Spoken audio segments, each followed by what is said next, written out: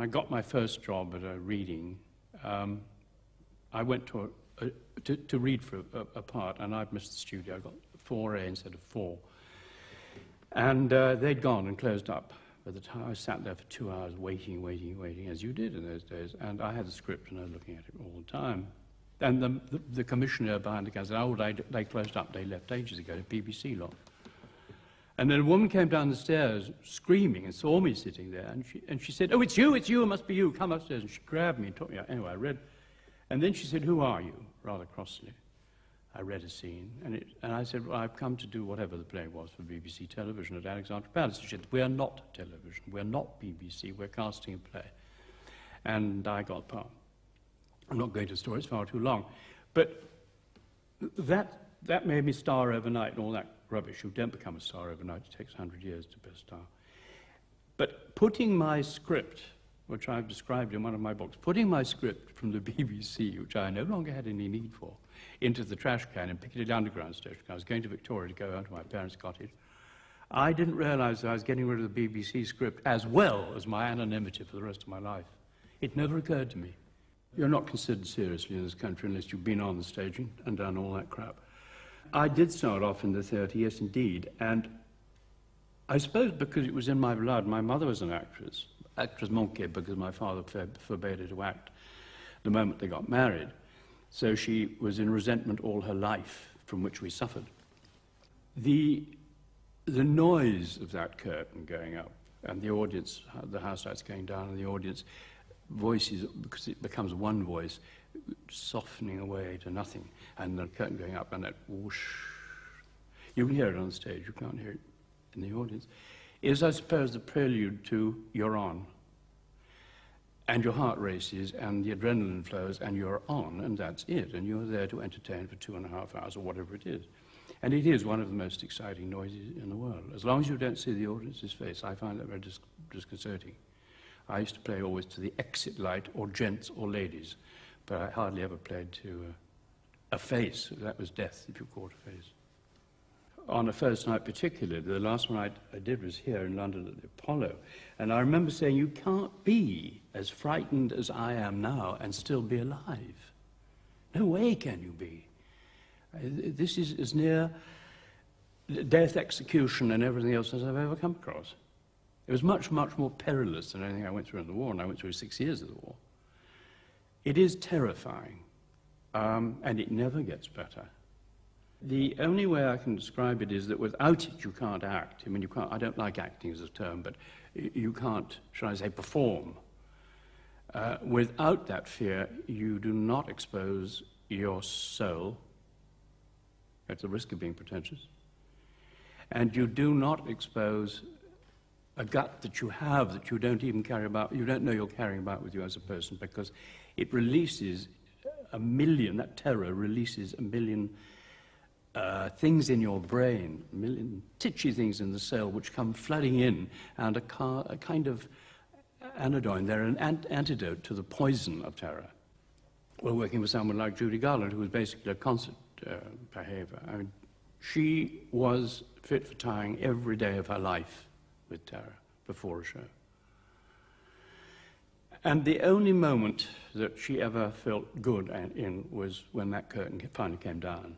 And I used one of her lines that she used to me in a scene I wrote for her once, when she said, you know, they say when the lights hit you, the pain and the fear goes, it's a goddamn lie. It doesn't, and it doesn't.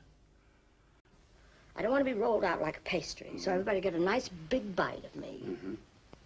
I'm just me. I belong to myself. I can do whatever I damn well please with myself, and nobody can ask any questions. Now, you know that is not true, don't you? Well, I'm not going to do it anymore, and that's final. It's just not worth all the deaths that I have to die. You have a show to do tonight. You are going to do it, and I am going to see that you do. Do you think you can make me sing? Do you think you can? Do you think George can make me sing, or Ida? You can get me there, sure, but can you make me sing? No, I sing for myself. I sing when I want to, whenever I want to, just for me. I sing for my own pleasure, whenever I want. Do you understand that? Yes, I do understand that. Just hang on to that, will you? Hang on to it. Well, I've hung on to every bit of rubbish there is to hang on to in life. And I've thrown all the good bits away. Now, can you tell me why I do that? No, I can't tell you why you do that, but I can tell you this. You are going to be late. I don't care. On the Patricia Neal story with Glenda Jackson, the American crew were fascinated because we never left the set. I never leave a set. I always sit in a corner or on the set. I don't go to my dressing room unless I want to go and have a pee or whatever. I remember Glenda preparing just for a moment for a long, long take with me. And she was preparing, she went to the corner and said she was okay.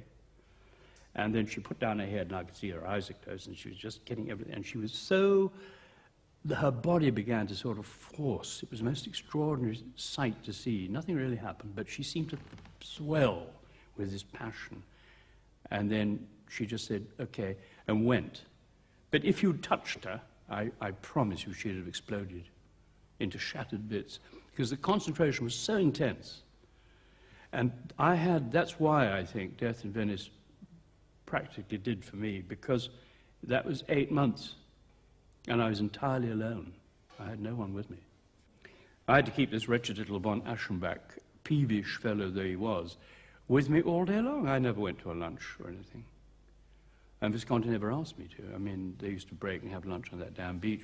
I had a tin of beer and a lightly boiled sole, and I can't tell you how boring that is for 8 months. But I couldn't eat anything else because I was holding him. I know it sounds rather pretentious, but I really was. It's the only way I can work.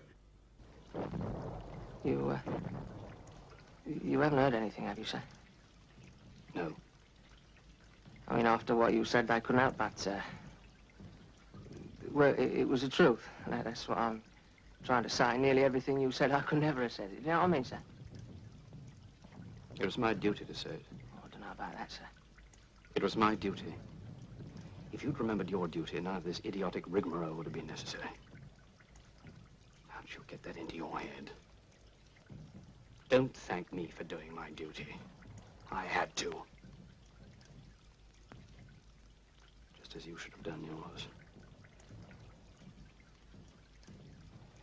Yes, sir.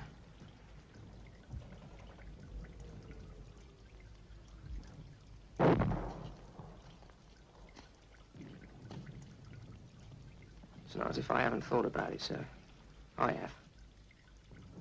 I know what they could do to me. It's just that, I wouldn't be thinking I stood a chance if it hadn't been for you. I remember working with people in the past, especially method actors, like Gene Hackman, for example, who's a beautiful, wonderful actor, once. He can't do it, he can't repeat. I mean, he can, but it's not the same. The first time is just a kind of power. But by that time, he's given all his energy away. And I know another actor who is not named. I loved him very dearly, and he won a great many awards for that part, and we worked together brilliantly. I loved him, worshipped him, and he just knocked me silly. I remember begging him once, I said, look, you're new to this business, so please don't. Whatever you do, when we go in to do the rehearsals, we had a very big monologue, chit-chat together, not a monologue each. And I said, I had to tell him everything nobody had, including the director. I said, when we go in for these rehearsals, now just remember that they're technical rehearsals. They are for the crew and for marks and lighting and everything else. All you do is mutter your words and walk from point to point, because they will stop you when they want, all that. And I said, we'll do that twice. That'll be called a technical rehearsal, okay? And you don't do any acting, which he didn't. And I said, the final one, you will hear the bell go up, but a red light will not go up on the camera. When the red light's on the camera, it means you've got film in and they are turning. We're going. We're at it. But until you see that, you still do not act. Give a facsimile. So sound gets the level that the lighting man knows what he's doing, the camera boy can see what he's framing and all that. He forgot. If he forgot the panic and the excitement of it, because the bell went, everybody was silenced, everybody shrieked. It was a moment of supreme terror, which it always is. It was a 10-minute mag, 12-minute mag, I think, and he did the whole perf brilliantly. And he never did it again. You do get possessed, especially with Accident, for example. Playing Stephen in Accident was a man I had never remotely been like. I mean, he's the antithesis of who I am as a person. So it's much harder to play someone who's really so different to you, but could physically be so near you. Do you follow what I mean?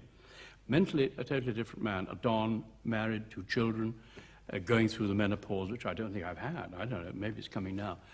I had to give him everything. He took over everything, and because it was Pinter, that's a very different matter. You're not just working and ad-libbing and chucking away lines.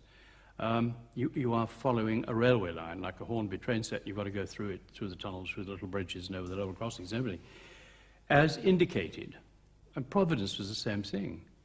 You have to submerge yourself entirely. In Providence, I was playing 2 different people. I was playing the real man at the very end of the film, and my father's imagination of me in one part, and in the third part, because there were 3 parts, his imagination of me translated to the novels he was thinking of in his head. So you try that for size. You try and ask a student to even attempt one of those things. You can't do it unless you are totally and utterly prepared to be dedicated and give it all up, and you are possessed, silly as it may seem, because it's re-representing, regurgitating somebody else entirely, from the way he would cut his toenails to the way he'd pick his nose. And it's got to be on the nail always. Otherwise, an audience is going to watch you acting, but they're not going to identify. And furthermore, Father, since there is no point in telephoning you, far less in visiting you, we should only be exposing ourselves to our now familiar mutual recriminations. No. Damn it all, Father, you're a rich man.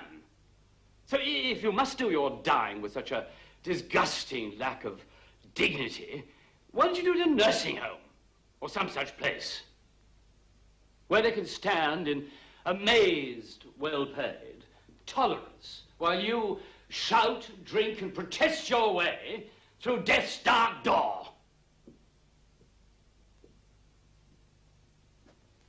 The silence when you reach the other side will be our only reassurance that you've actually gone. And I could add, when you find yourself painfully alone, You sod. You odious, sanctimonious, stiff-necked little crumb. I'm not having this, by